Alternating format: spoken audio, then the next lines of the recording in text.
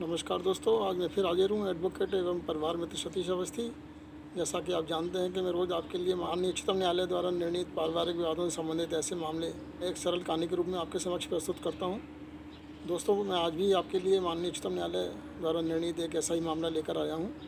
दोस्तों, आज के इस न्यायिक दृष्टांत को माननीय उच्चतम न्यायालय के न्यायाधीश ऑनरेबल मिस्टर जस्टिस रूमापाल साहब, ऑनरेबल मिस्टर जस्टिस अजित प्रसाद साहब, honourable mister justice CK Thakkar साहब के द्वारा यह केस निर्णीत किया गया है। माननीय उच्चतम न्यायालय द्वारा यह निर्णय सन 2004 में निर्णीत किया गया है। दोस्तों, इस न्यायिक दृष्टांत में यह मामला उठाया गया है कि क्या कोई पत्नी यदि अपने पति से शारीरिक संबंध स्थापित करने से इनकार करे तो क्या यह मानसिक क्रूरता की परिभाषा में आती है और पति इसके आधार पर विवाह विच्छेद की डिग्री प्राप्त कर सकता है। इसमें ऐसे ही बहुत सारे प्रश्नों का निर्धारण किया गया है, जैसे कि दोनों पति पत्नी यदि एक ही पेशे में हों और पत्नी कार्यस्थल पर अपने पति के कार्य में हस्तक्षेप करे, उसके ऊपर चारित्रिक लांछन लगाए, उसके ऊपर जारता के आरोप लगाए, उसके स्टाफ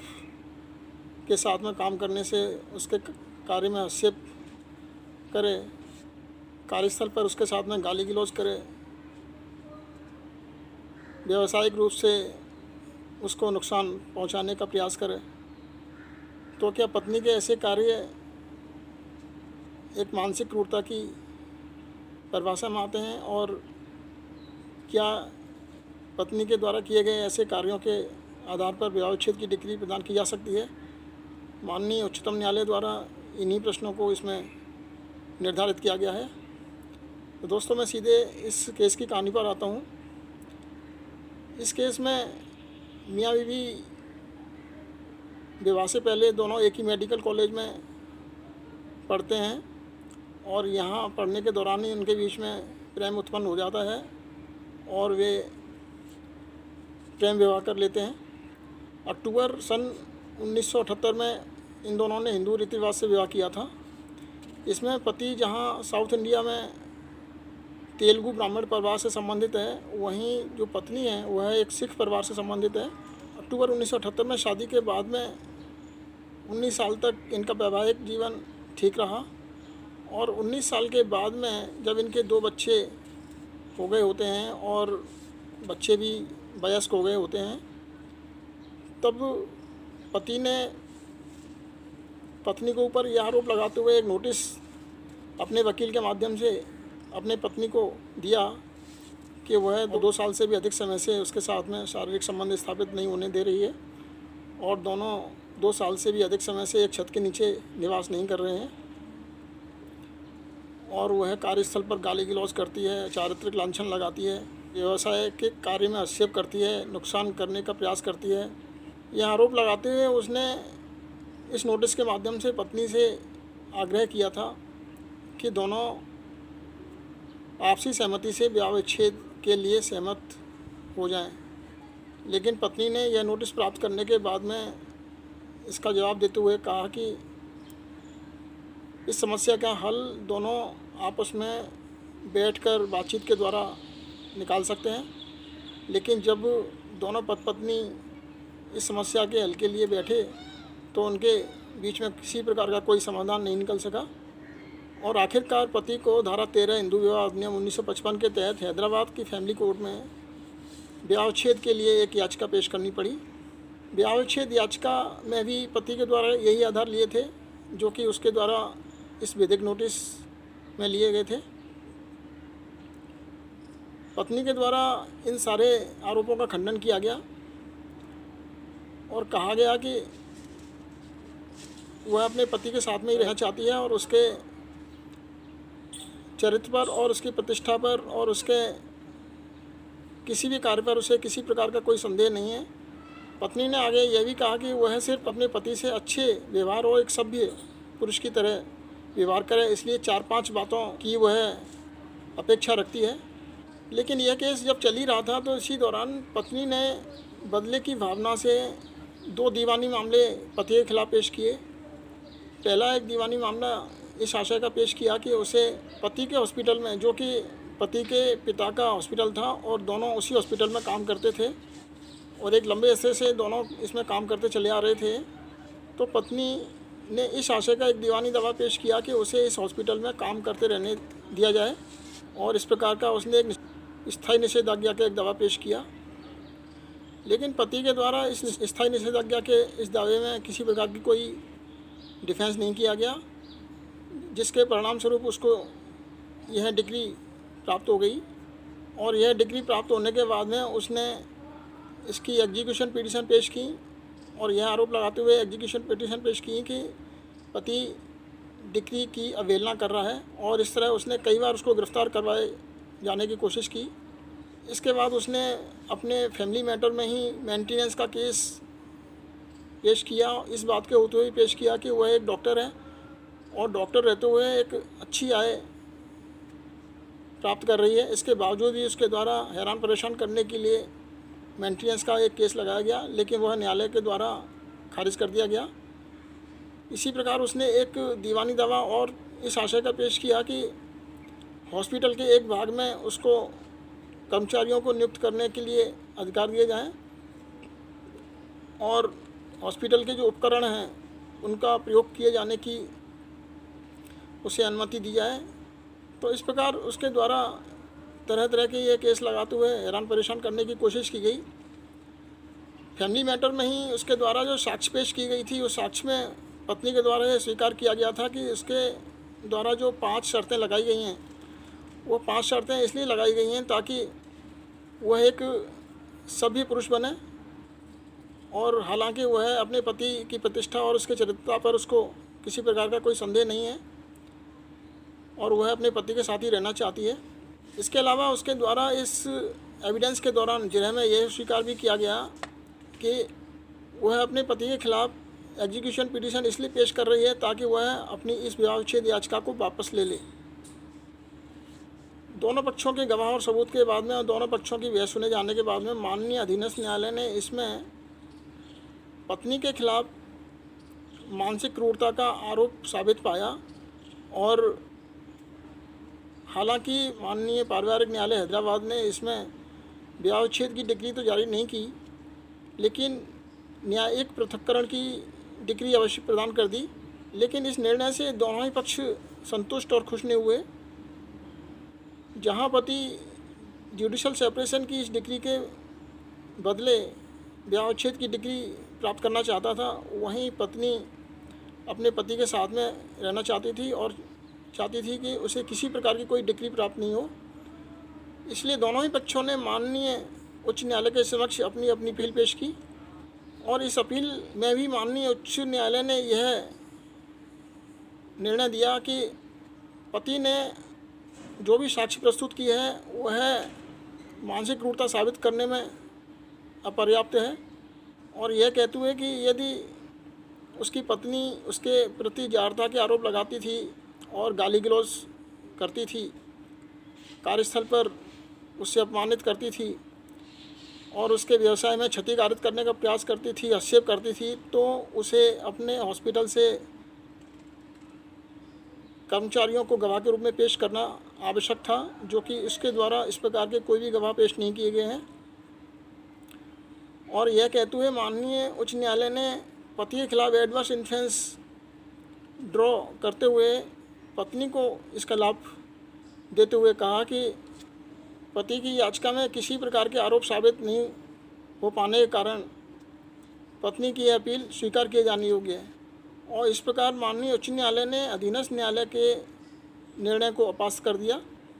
माननीय उच्च न्यायालय के इस निर्णय के खिलाफ पति माननीय उच्चतम न्यायालय की शरण में पहुंचा और माननीय उच्चतम न्यायालय में अपनी बहस के दौरान पति ने कहा कि माननीय उच्च न्यायालय ने पति की ओर से पेश की गई साक्ष्य को तो अपर्याप्त तो बताया है, लेकिन ऐसा कोई कारण नहीं बताया है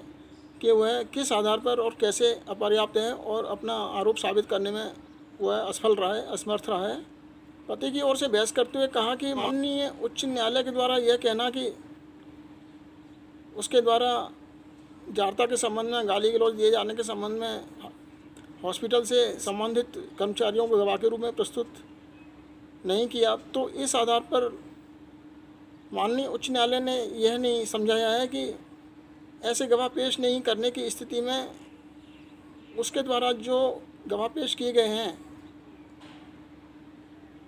उस साक्ष्य में कहाँ कमी पाई गई है। उसने आगे बहस करते हुए कहा कि माननीय उच्च न्यायालय ने यह कह के गलती की है कि उसे अपनी आरोपों को साबित करने के लिए हॉस्पिटल से संबंधित कर्मचारियों को गवाह के रूप में प्रस्तुत किया जाना चाहिए था, और उसने पति के खिलाफ एडवर्स इन्फ्लुएंस ड्रॉ करते हुए पत्नी को लाभ दिलाया जाकर एक कानूनी भूल की है। वहीं पत्नी की ओर से बहस करते हुए कहा गया कि पति के द्वारा जो साक्ष्य पेश की गई है उसमें कोई दम नहीं है, वह साक्ष्य अपर्याप्त है और ऐसी छोटी मोटी लड़ाई के आधार पर विवाह विच्छेद की डिक्री प्रदान नहीं की जा सकती। और उसने पति की इस बहस का जवाब देते हुए कहा कि दोनों के बीच में इरिट्रेबल ब्रेकडाउन जैसी कोई भी स्थिति नहीं है, और इरिट्रेबल ब्रेकडाउन जैसा कोई भी विधिक आधार कानून में नहीं है जिसके आधार पर विवाह विच्छेद की डिक्री प्रदान की जा सके। और इस केस में दोनों पक्षों के बीच में भी ऐसी कोई स्थिति नहीं है, और पत्नी अपने पति के साथ में रहना चाहती है, और 1993 तक दोनों जब साथ साथ हंसी खुशी के साथ में रहे हैं, और शादी के करीब 19 साल के बाद में उसके द्वारा यह पारिवारिक विवाद पेश किया गया है। तो इन छोटे मोटे आधारों पर विवाह विच्छेद की डिक्री प्रदान नहीं की जा सकती। माननीय उच्चतम न्यायालय ने दोनों पक्षों की बहस सुने जाने के बाद में कहा कि हाईकोर्ट ने इसमें अधीनस्थ न्यायालय द्वारा साक्ष्य आधार पर जो डिस्कशन किया गया है उसका सही प्रकार से अवलोकन नहीं किया गया है। और जहां पारिवारिक न्यायालय के द्वारा पति के द्वारा पेश की गई साक्ष्य को पर्याप्त माना है, पति के द्वारा लगाए गए आरोपों को साबित माना है, वहीं हाईकोर्ट ने ऐसी साक्ष्य पर कोई चर्चा किया जाना मुनासिब नहीं समझा है। तो ये हाईकोर्ट ने बहुत बड़ी गलती की है। हाईकोर्ट ने यह कह के भी गलती की है कि पति के द्वारा मानसिक क्रूरता को साबित करने के लिए उसके ऊपर जारता संबंधी और चरित्र संबंधी आरोप लगाए जाने को साबित करने के लिए हॉस्पिटल से संबंधित ही कोई कर्मचारियों को गवाह के रूप में प्रस्तुत किया जाना चाहिए था। यह अपेक्षा करके गलती की है। माननीय उच्चतम न्यायालय ने कहा कि यह स्वीकृत तथ्य है कि पत्नी ने अपने पति पर 5 शर्तें लगाई थीं, और इन शर्तों से ही स्पष्ट है कि उसे अपने पति पर किसी प्रकार का कोई विश्वास नहीं था, उसकी चरित्रता पर, उसकी प्रतिष्ठा पर किसी प्रकार का कोई विश्वास नहीं था।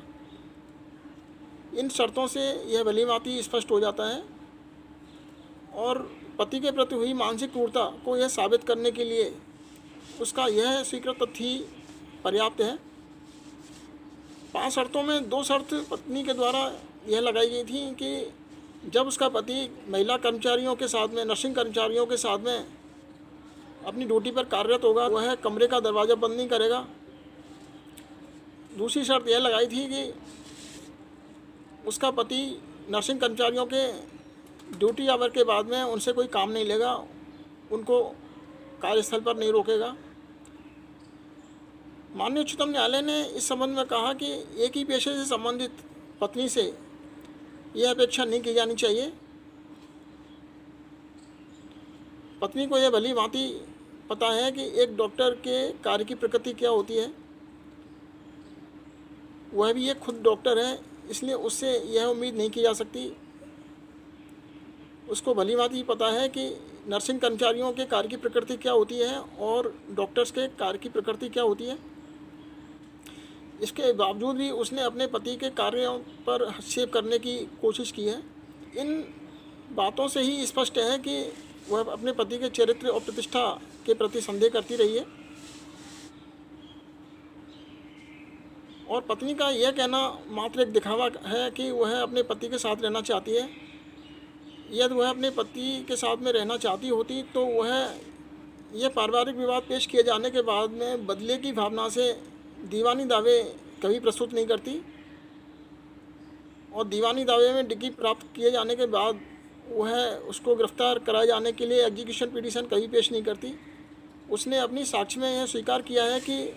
वह अपने पति को इसलिए गिरफ्तार कराना चाहती है ताकि उसका पति अपनी विवाह विच्छेद याचिका को वापस ले ले। तो उसकी इसी साक्ष्य से यह स्पष्ट है कि वह उसने जो कार्रवाई की है वो बदले की भावना से की है। और कोई पत्नी कार्यस्थल पर यदि अपने पेशे को अपने पति से बड़ा अगर समझने लगे तो उसकी यह सोच उसके दाम्पत्य जीवन के लिए बहुत बड़ी विनाशकारी और विघटनकारी होती है। पत्नी की इस प्रकार की सोच से उसका जीवन बेसुरा हो सकता है। इसके अलावा माननीय उच्चतम न्यायालय ने यह भी कहा कि पत्नी के द्वारा एक डॉक्टर होते हुए भी और पर्याप्त रूप से आय अर्जित करते हुए भी, आय अर्जित करने में समर्थ और सक्षम होते हुए भी भरण पोषण राशि प्राप्त किए जाने के लिए पारिवारिक न्यायालय में एक प्रार्थना पत्र पेश किया। हालांकि यह प्रार्थना पत्र खारिज कर दिया गया, लेकिन उसके द्वारा यह भरण पोषण राशि प्राप्त किए जाने के संबंध में जो प्रार्थना पत्र पेश किया गया है वह मात्र हैरान और परेशान करने के लिए पेश किया गया है। माननीय उच्चतम न्यायालय ने कहा कि इन सभी स्वीकृत तथ्यों से और पारिवारिक विवाद पेश किए जाने के बाद में पेश किए गए इन दीवानी दावों और एग्जीक्यूशन पिटीशंस, मेंटेनेंस पिटीशन से यही निष्कर्ष निकलता है कि दोनों पति पत्नी के बीच में इर्रिट्रीवेबल ब्रेकडाउन जैसी स्थिति पैदा हो गई है। माननीय उच्चतम न्यायालय ने कहा कि हालांकि इर्रिट्रीवेबल ब्रेकडाउन जैसी कोई भी आधार विवाह विच्छेद के लिए एक विधिक आधार नहीं माना जाता है। माननीय उच्चतम न्यायालय ने कहा कि हम इस निष्कर्ष पर पहुँचते हैं कि पति के द्वारा पेश की गई साक्ष्य और पत्नी के द्वारा स्वीकृत किए गए तथ्यों से ही ये पर्याप्त रूप से साबित है कि इसके द्वारा किए गए समस्त कार्य एक मानसिक क्रूरता की परिभाषा में आते हैं और पति इन्हीं आधारों पर विवाह विच्छेद की डिग्री प्राप्त करने का अधिकारी है। माननीय उच्चतम न्यायालय ने पत्नी की ओर से पेश किए गए एक न्यायिक दृष्टांत श्याम सुंदर कोहली बनाम सुषमा कोहली, जिसे कि माननीय उच्चतम न्यायालय द्वारा 2004 में ही निर्णित किया गया था, इस न्यायिक दृष्टांत का उदाहरण देते हुए यह तर्क दिए जाने का प्रयास किया गया था कि यदि कोई पत्नी शारीरिक संबंध स्थापित करने से इनकार करती है और इस वजह से इनकार करती है क्योंकि उसका पति जारता में लिप्त था, तो इस आधार पर विवाह विच्छेद की डिग्री प्रदान नहीं की जा सकती। माननीय उच्चतम न्यायालय ने कहा कि इस नज़ीर में यहाँ तक तो ठीक है, क्योंकि इस केस में पति अपनी ही गलतियों का लाभ प्राप्त करते हुए विवाह विच्छेद की डिग्री प्राप्त करना चाह रहा है। लेकिन यह केस हस्तगत इस केस से बिल्कुल ही डिफरेंट है, क्योंकि इस केस में पति ऐसा कोई लाभ प्राप्त नहीं करना चाह रहा है। पति अपनी गलतियों का ऐसा कोई लाभ प्राप्त नहीं करना चाह रहा है जो उसने की हो। यहाँ पति की ऐसी कोई गलती प्रतीत नहीं होती है और यहाँ पत्नी ने बिना कारण ही शारीरिक संबंध स्थापित किए जाने से इनकार किया है। माननीय उच्चतम न्यायालय ने इसमें पति की अपील को स्वीकार करते हुए विवाह विच्छेद की डिग्री पारित किए जाने के आदेश प्रदान किए और इस तरह माननीय उच्चतम न्यायालय द्वारा यह अपील निर्णित की गई। तो दोस्तों, माननीय उच्चतम न्यायालय की इस नज़ीर की यह कहानी सुनने के बाद में आपको यह सीखने का अवसर प्राप्त होता है कि यदि कोई पत्नी एक ही पेशे में है और वह अपने पति के कार्यों में हस्तक्षेप करती है, कार्यस्थल पर गाली गलौज करती है, झगड़ा करती है, उसके ऊपर जारता के और चरित्र संबंधी आरोप लगाती है,